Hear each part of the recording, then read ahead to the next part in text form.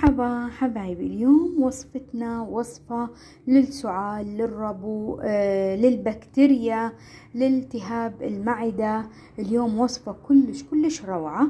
عندي حبة برتقالة، عندي زنجبيل مبروش أو مثروم ناعم، عندي فص أو فصين من الثوم، عندي معلقة عسل. راح أخذها هسه، راح أفتح شوية من البرتقالة.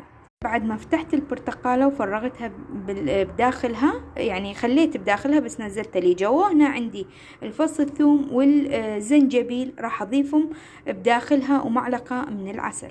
أخذ معلقة من العسل. هسه راح أغطي عليها بالطبقة مالتها مال البرتقال ونبقيها ساعتين. بعد ساعتين راح نرجع لكم. ساعتين راح ناخذها ونعصرها هي واللي بداخلها، يعني ما نفرغهم، لا نعصرهم هنا. ما عصرناها شوفوا، ما أخذنا الثوم